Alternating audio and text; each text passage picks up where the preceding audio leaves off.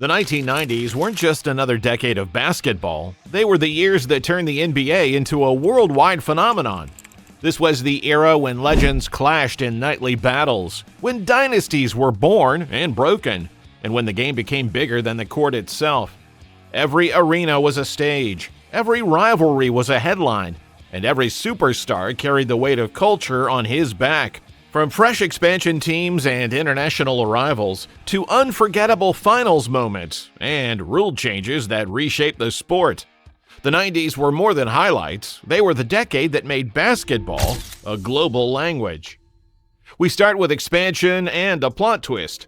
The calendar flips and two new crests appear, Minnesota and Orlando. Fresh markets, fresh eyes, fresh payrolls. The TV presentation shifts too. New packages, new theme music, a weekly big game shine that made the regular season feel cinematic. And in Chicago, a tall, soft-spoken assistant with a taste for zen and geometry replaces fire with calm. He'll become the architect of multiple dynasties before the lights go out on the decade. Another door opens. International talent isn't a rumor anymore. Names like Divac, Petrovic, Matrionis and Volkov land stateside, taking a sledgehammer to the idea that elite hoops is a local product. The pipeline is open, and the message is permanent. The best can come from anywhere. Draft night remains a gamble. Sacramento swings and misses at the very top, but the class still brings star power.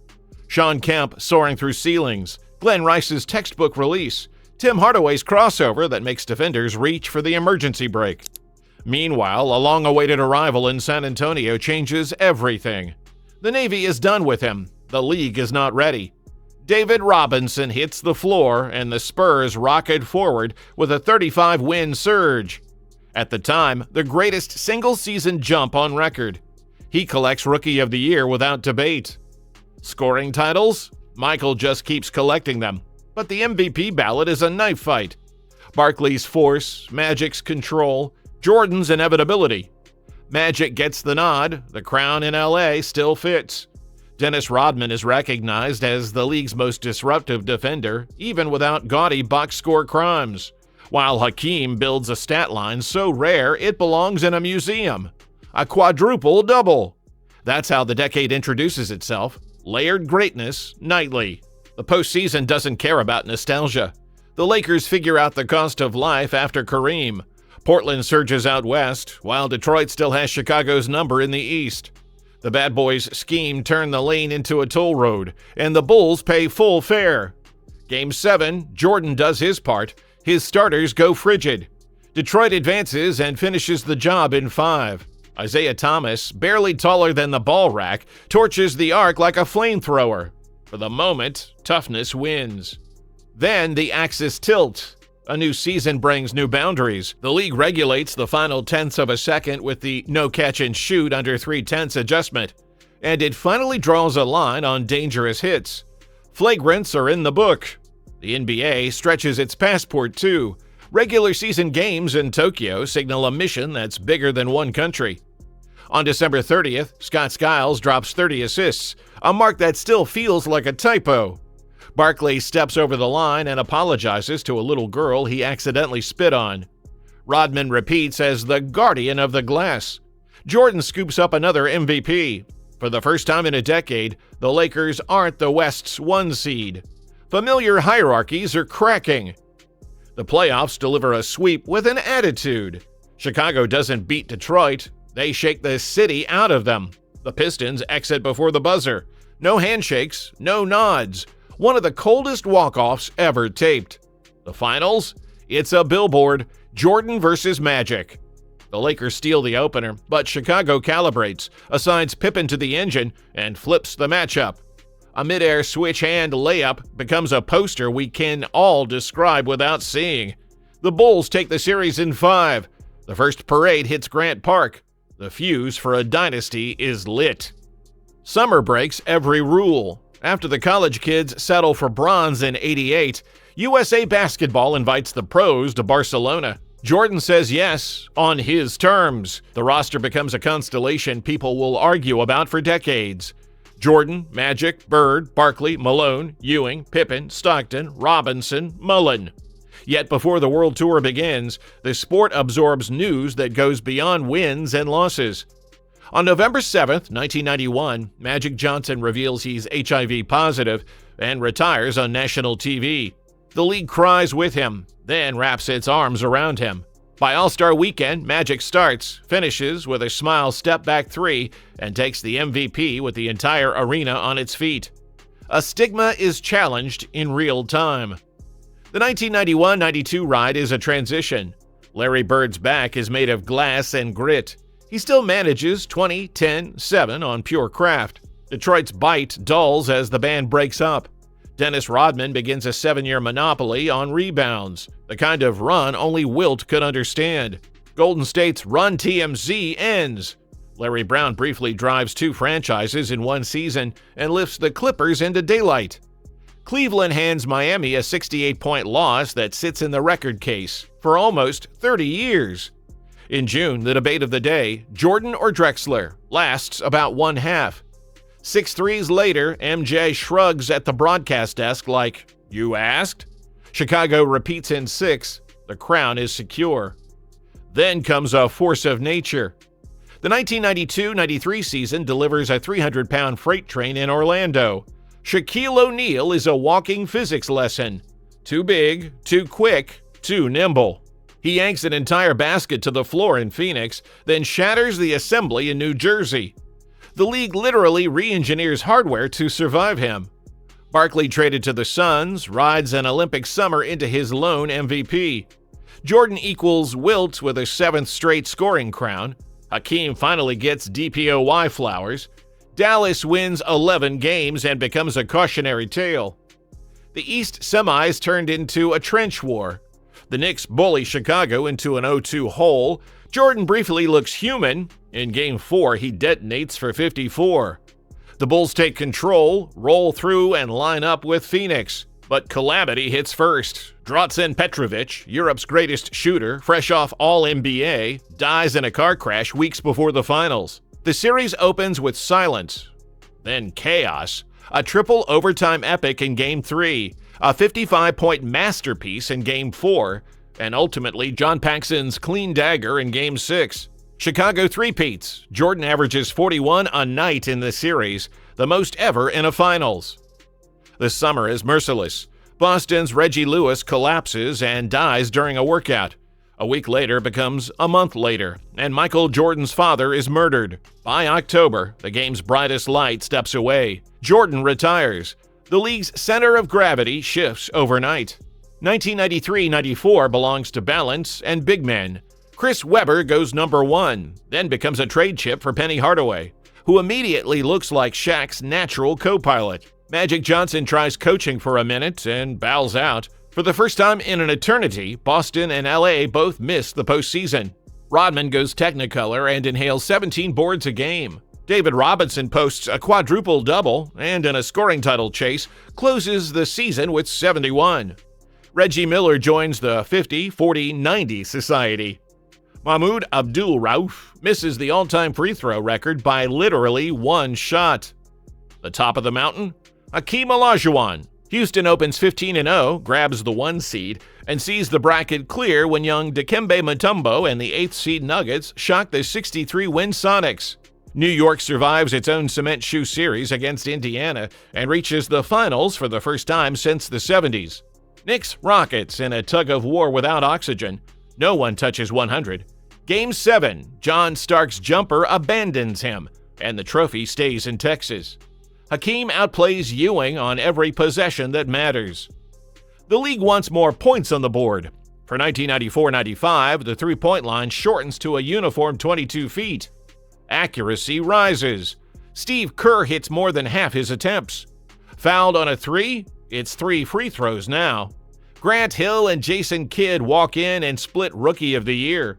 Lenny Wilkins passes Red Auerbach on the all-time wins list. The coaching record book is officially a living document. And in March, a 2-word fax sets off sirens. I'm back. Jordan returns in number 45, drops 55 at the Garden in his 5th game, then reclaims number 23 after Nick Anderson mouths off. Even so, Orlando's size, Shaq and Horace Grant, proves too much. The Magic eliminate Chicago.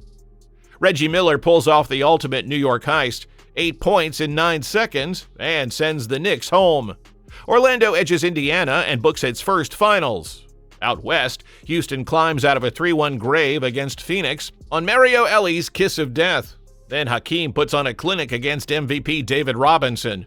Footwork, patience, touch, it's a masterclass. The finals open with Nick Anderson missing 4 straight late free throws. Kenny Smith drills 7 threes.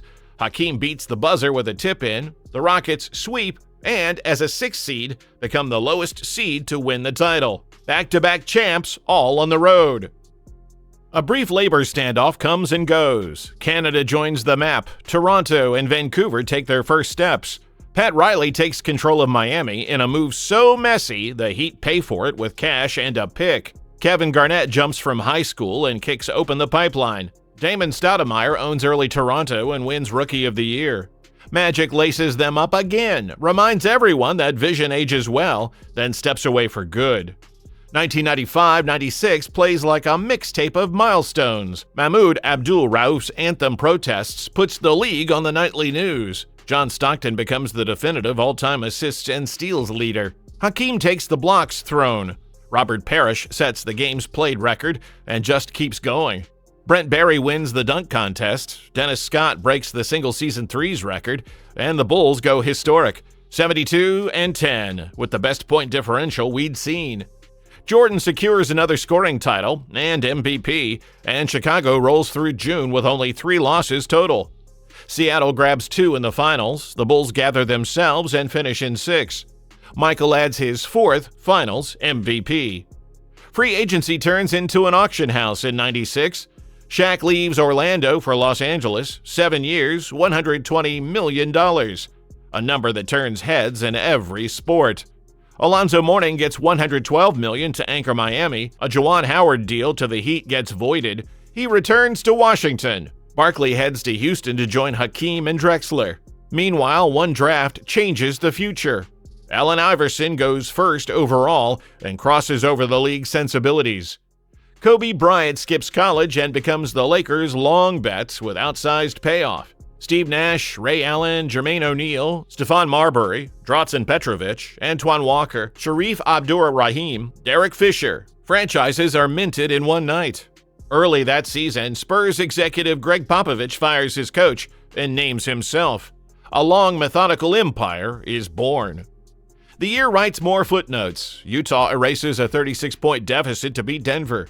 KG becomes the youngest All-Star since Magic, as the league celebrates its 50 greatest players, eras, and egos sharing a stage.